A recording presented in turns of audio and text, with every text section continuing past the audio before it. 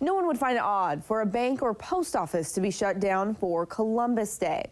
But 50 years ago, on October 12, 1962, it was more than just the mailman who ended up with the day off. Downtown Eugene was bustling with people out and about. And for Les Forgy, it was a typical Friday. He was headed to work at Denman Motors on 13th and Oak.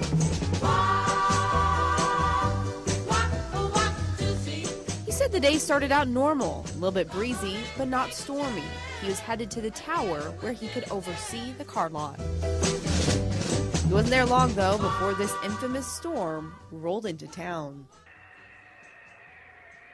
And when the real wind came, well, it shook this whole building, and it shook that tower, and so I ran out of the tower and got down on the ground floor, and then the power went out, so you didn't dare go outside the building because you're liable to get hit with debris. For people like Les who experienced this storm firsthand, they remember every detail like it was yesterday. We had the roofs blowing off the gas stations, the signs were blowing over. All power was gone. It was terrible. That wind was really blowing through here. Emergency power, ladies and gentlemen, and this is a real emergency. This storm was felt by folks from San Francisco to Seattle.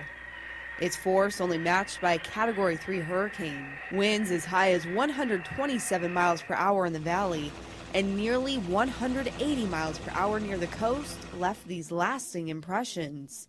It was an experience that no one since or before has endured in this area. As we walked home, you could feel the ground pop. As the ground popped, is the actual roots of these trees breaking, then the trees fall over. And nothing happened fast. It's all surreal. I mean, everything just kind of crashed down.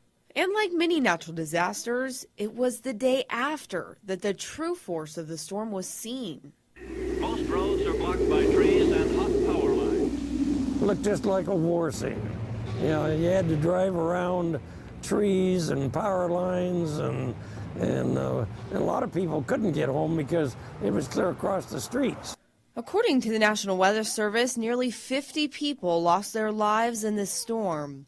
The wind destroyed 50,000 homes, caused $200 million in damage, and left thousands of people without power for close to 3 weeks. This storm has gone down in the record books as being the strongest windstorm to ever be recorded in western Oregon. Never again have we seen this perfect combination of a dying typhoon and a strong jet stream to move winds like that right here through western Oregon. In the studio, Melissa Fry, KEZI 9 News.